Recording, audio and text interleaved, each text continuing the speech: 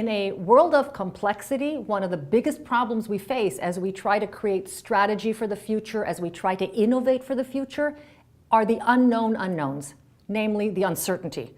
And if we could do something to conquer that uncertainty, to gain more clarity, to be able to see what might otherwise be invisible to us, we could make so much more powerful decisions about the future today. And so a strategy I want to share with you that will help you actually conquer uncertainty is something I call bringing the future to the present. And what bringing the future to the present will help you do is, in fact, surface what might be invisible to you.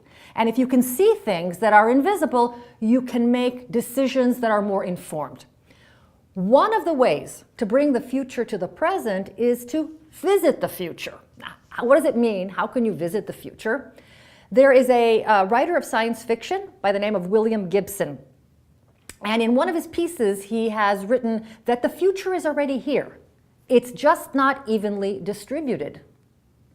And if you think about that, it's not actually just science fiction. The future is, in many respects, already here. It just might not be here.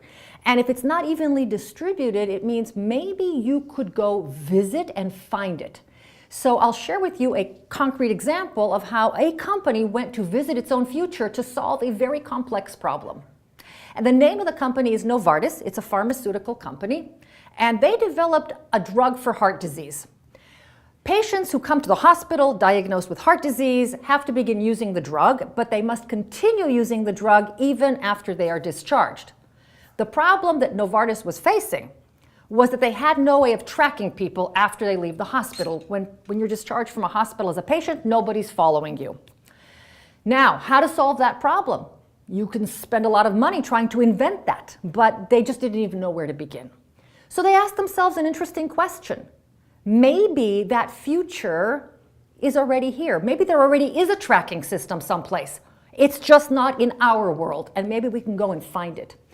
So what they did is they asked themselves an interesting question. Here's an attribute we want to improve on. Is there anybody on this planet that already excels on this attribute? And they started thinking, wait a minute. When people are discharged from prison and they're let out on parole, prisons have a tracking system. So they went to visit the Atlanta prison system and spent a day with the warden learning how to track people. And they adapted what they learned, and today Novartis uses basically a system that they were able to visit when they went to the prison to discover how to improve on this attribute, which to them was a world of complexity.